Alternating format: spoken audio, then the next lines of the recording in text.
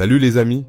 D'abord, désolé de ne pas avoir donné de nouvelles depuis 2 semaines, mais on va se rattraper avec de nouvelles vidéos qui résument toutes les dernières journées du procès jusqu'à ce qu'on soit à jour. Alors, on ne perd pas de temps et on se lance direct.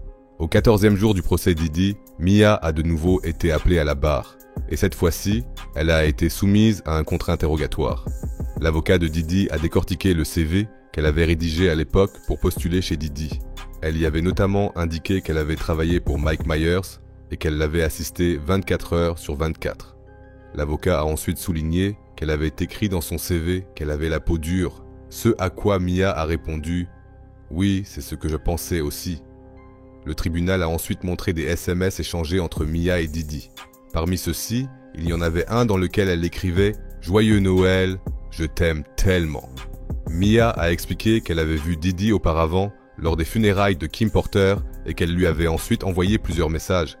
L'avocat a ensuite montré un message datant du 15 janvier 2019 dans lequel Mia écrivait qu'elle pensait à Diddy parce qu'elle avait fait un cauchemar dans lequel elle était coincée dans un ascenseur avec R. Kelly et que Diddy l'avait sauvée. En mars 2019, Mia a envoyé un SMS à Diddy dans lequel elle lui disait qu'elle l'aimait plus que tout. L'avocat de Diddy a alors demandé si Mia était toujours dépendante de Diddy à ce moment-là, malgré les agressions présumées, alors qu'elle ne travaillait plus pour lui. Mia a répondu qu'elle était toujours dépendante psychologiquement, car Diddy avait été, en quelque sorte, son protecteur dans le passé. C'est pour ça qu'elle voulait être là pour lui, après la mort de Kim Porter. Comme cette déclaration contredisait un peu ce qu'elle avait dit avant, l'avocat a laissé passer et est passé au sujet suivant. L'avocat a expliqué au tribunal que Mia avait passé des mois à suivre Diddy avec une caméra pour le filmer. Il lui a ensuite demandé si elle avait déjà filmé l'une des crises de colère de Diddy, ce qu'elle a nié. L'avocat lui a alors demandé « Avez-vous une preuve, quoi que ce soit, que vous avez écrit à un ami, un membre de votre famille, un policier, n'importe qui, pour dire que vous étiez agressé, insulté ou quoi que ce soit d'autre ?» Mia a aussi répondu non. Ensuite, le jury a vu une vidéo que Mia avait filmée en 2013 pour le 44e anniversaire de Diddy. Elle disait qu'elle avait de la chance de pouvoir appeler Diddy son ami et le remerciait d'être l'une des plus grandes inspirations de sa vie. Après une courte pause, le contre-interrogatoire a repris et Mia a raconté qu'elle se retrouvait souvent entre Diddy et Cassie et qu'elle devait régulièrement prendre la défense de Diddy lorsqu'il avait encore menti à Cassie. Elle a également déclaré que Diddy était tellement jaloux qu'il aurait équipé en secret la voiture de Cassie d'un traceur.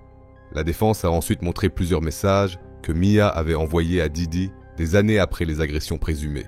Certaines dataient même de 2023. Ce n'est qu'en juin 2024 qu'elle a parlé pour la première fois de tous ces incidents au procureur. L'avocat de Diddy lui a alors demandé comment elle avait pu ne rien dire à personne jusqu'en 2024 alors qu'elle n'était plus sous l'influence de Diddy depuis longtemps. Mia a répondu que c'était un peu plus compliqué que ça et qu'elle était toujours sous son emprise. On lui a ensuite demandé si elle faisait cette déclaration uniquement pour obtenir de l'argent, ce qu'elle a de nouveau nié. L'avocat a ensuite évoqué son licenciement chez Diddy et lui a demandé si elle avait peut-être été virée parce qu'elle était souvent en retard et qu'elle buvait beaucoup. Mais Mia a aussi nié ça et a dit qu'elle ne pouvait plus bien bosser à cause de la peur constante qu'elle avait de Diddy et qu'après son licenciement, Diddy l'aurait mise sur une soi-disant liste noire pour qu'elle ne puisse plus trouver de boulot. Les avocats de Diddy ont ensuite insisté sur les agressions présumées et ont demandé à Mia si elle n'avait pas au moins signalé les incidents de manière anonyme via un foyer pour femmes ou d'autres institutions. Mais Mia a répondu une nouvelle fois qu'elle n'en avait parlé à personne. Le contre-interrogatoire était terminé et le procureur a pu poser quelques dernières questions. Ils sont revenus sur l'album photo que Mia avait fait elle-même et offert à Diddy pour son anniversaire et ont voulu savoir pourquoi elle voulait à tout prix lui faire plaisir, alors qu'il avait soi-disant abusé d'elle. Mia a répondu de manière concise « Quand il était heureux, j'étais en sécurité ». Le procureur a ensuite voulu savoir de quoi Mia avait peur exactement, si elle avait révélé ce qui s'était passé. Mia a répondu qu'elle pensait que Diddy et son entourage lui auraient fait du mal. Le témoignage de Mia était officiellement terminé. Mais avant la fin de la journée, une autre témoin a été appelée à la barre. Il s'agissait de Sylvia Hawken, une femme de ménage d'un hôtel de Beverly Hills. Elle a montré au tribunal des documents de l'hôtel qui montraient que Diddy avait régulièrement réservé des chambres sous différents pseudonymes. Parmi celles-ci, il y avait des factures indiquant que Diddy avait dû payer plusieurs centaines de dollars parce que les chambres d'hôtel étaient très sales après ses sessions. C'est sur cette déclaration que c'est terminé la 14e journée du procès de Didi.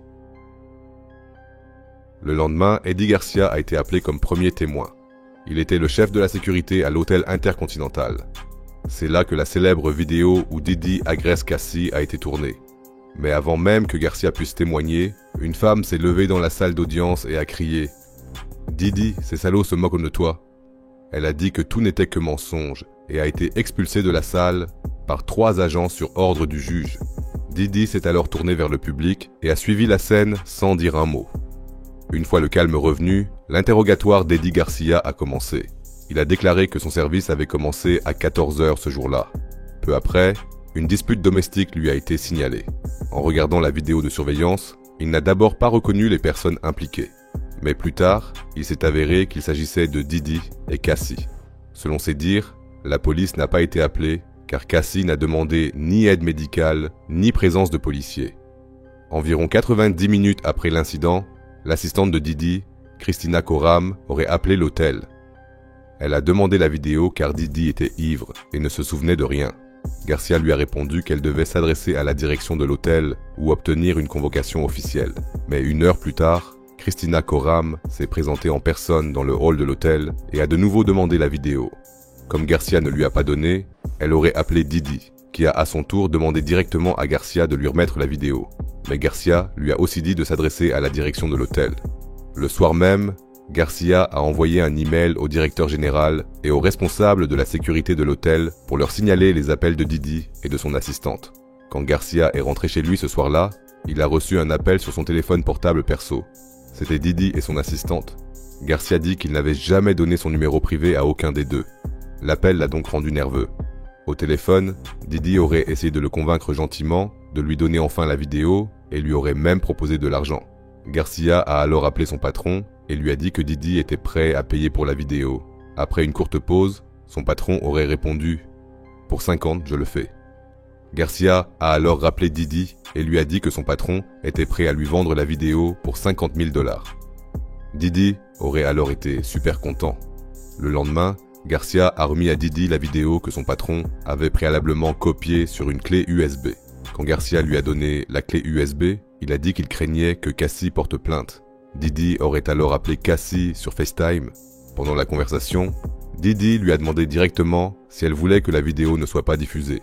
Cassie a dit que oui, et d'après Garcia, elle avait l'air tout à fait normale. Un accord de confidentialité, signé le 7 mars, a ensuite été présenté au tribunal. Il stipulait qu'il s'agissait de la seule copie existante de la vidéo et que personne n'avait le droit de parler de l'incident. Dans le cas contraire, une pénalité contractuelle d'1 million de $ serait infligée. Garcia a ajouté que Didi lui avait versé 100 000 $ après la signature. Garcia a donné 50 000 $ à son patron, 20 000 $ à un autre employé et a gardé 30 000 $ pour lui. Un peu plus tard, Didi l'a recontacté pour lui demander si vraiment personne n'avait rien remarqué. Mais comme la vidéo avait été supprimée, tout est resté calme pendant longtemps, jusqu'à ce que la vidéo soit soudainement divulguée en 2024. Peu après, Garcia a été convoqué par le procureur et interrogé sur l'incident. Il a été libéré de son témoignage après cette déclaration. Après une petite pause déjeuner, Derek Ferguson, l'ancien directeur financier de la boîte de Didi, a été appelé à la barre. Il a dit qu'il avait bossé pour Didi de 1998 à 2017 et que lui et son équipe étaient chargés de s'assurer que tout était en ordre au niveau des finances. Au tribunal, il a montré des relevés bancaires qui montraient que Didi avait fait des paiements à Cassie. D'après lui, tout était en règle. Et pendant les presque 20 ans où il a bossé pour Didi, il n'a jamais été témoin de menaces, d'agressions ou d'autres infractions. Mais le jury a aussi vu un autre relevé bancaire qui montrait que la mère de Cassie avait transféré 20 000 $ à Didi. Ça correspondait à ce qu'avait dit la mère de Cassie au tribunal, qui avait raconté que Didi avait menacé de publier une vidéo de Cassie si elle ne lui donnait pas 20 000 $. Cette déclaration a mis fin au 15e jour du procès, et le 16e jour, Frank Piazza, un expert en audio et vidéo judiciaire, a été appelé à la barre. Il a confirmé que la vidéo de l'hôtel qui avait fuité n'avait pas été trafiquée et a aussi dit qu'il avait pu récupérer 10 vidéos intimes supprimées sur un ordinateur portable saisi, qui avait été enregistrées entre 2012 et 2014. Après cette brève déposition, une amie proche de Cassie, Brianna Bongolia, a été interrogée. Le procureur voulait des détails sur une dispute avec Didi en septembre 2016 et elle a raconté que Didi l'avait attrapé pendant une dispute et l'avait maintenu au-dessus d'une balustrade de balcon au 17e étage. Il l'aurait ensuite jeté sur les meubles du balcon, ce qui lui aurait causé plusieurs blessures. Elle a aussi dit qu'elle voyait souvent Cassie blessée. Elle était même parfois présente lors des agressions. Un incident lui est resté particulièrement en tête, car Didi serait arrivé chez Cassie au milieu de la nuit et lui aurait lancé un couteau. Cassie aurait alors renvoyé le couteau, mais heureusement, les deux ne se sont pas touchés. Brianna a aussi dit qu'elle voyait souvent Didi prendre de la drogue et qu'elle-même en avait pris presque tous les jours avec Cassie pendant un moment, jusqu'à ce qu'elles deviennent toutes les deux dépendantes. Lors d'un autre incident, pendant une séance photo, Didi aurait pété un câble sans raison et aurait menacé Brianna en lui disant « Je suis le diable et je pourrais te tuer ». Quand on lui a demandé pourquoi elle continuait à fréquenter Didi malgré tout, elle a répondu « Honnêtement, je ne sais pas », expliquant qu'elle était très défoncée ce jour-là et qu'elle avait simplement refoulé l'incident. Puis, le procureur est revenu sur l'incident du balcon et elle a dit qu'à ce moment-là, elle dormait avec son ex sur le canapé dans l'appart de Cassie. Cassie était dans la chambre. Quand Didi a soudainement frappé à la porte, Brianna et son ex-copine se sont cachés dans la salle de bain et quand Cassie a laissé entrer Didi, Brianna est sortie sur le balcon pour fumer une cigarette. Mais Didi aurait soudainement foncé sur le balcon, l'aurait soulevé par derrière et jeté par-dessus la balustrade. Elle a dit qu'il l'avait attrapé par la poitrine, puis poussé par les aisselles par-dessus la balustrade, de telle sorte que ses pieds se balançaient dans le vide. Après quelques secondes, il l'aurait jeté sur les meubles du balcon. Le jury a ensuite vu des photos de ces ecchymoses. Pour finir, elle a déclaré avoir vu Didi et Cassie pour la dernière fois au Nouvel An 2018. Ce soir-là, ils auraient consommé de la drogue pendant 8 heures, à tel point qu'elle aurait décidé de ne plus jamais en prendre. Elle s'est même fait tatouer la date sur le coude pour symboliser son abstinence. Après cette nuit-là, ses relations avec Cassie n'étaient plus les mêmes, et elle a déclaré souffrir de cauchemars et de paranoïa depuis les incidents avec Didi. C'est pourquoi elle a poursuivi Didi en janvier 2024 pour 10 millions de dollars de dommages et intérêts. Après son témoignage, elle a été interrogée par l'avocate de Didi. Elle a confirmé une nouvelle fois qu'elle et Cassie se voyaient la plupart du temps pour consommer et qu'elles avaient toutes les deux un sérieux problème de drogue. Elle a aussi confirmé que Cassie prenait déjà de la drogue avant de rencontrer Didi. La défense a ensuite montré au jury des déclarations antérieures de Brianna dans lesquelles certains détails qu'elle avait mentionnés devant le tribunal étaient absents. La défense a ainsi laissé entendre que Brianna avait peut-être délibérément omis des informations importantes, notamment en ce qui concerne l'incident sur le balcon. Le 16e jour du procès Didi s'est ainsi terminé et le contre-interrogatoire doit se poursuivre le lendemain, avant qu'un témoin très intéressant ne soit appelé à la barre. Au tribunal, elle est seulement appelée Jane Doe. Mais on sait désormais qu'il s'agit de Daphne Joy, la mère de l'enfant de 50 Cent. Bien sûr, 50 a déjà réagi et on va regarder ça avec le reste du procès dans la prochaine vidéo. N'oublie pas de t'abonner. Reste en bonne santé et à la prochaine vidéo.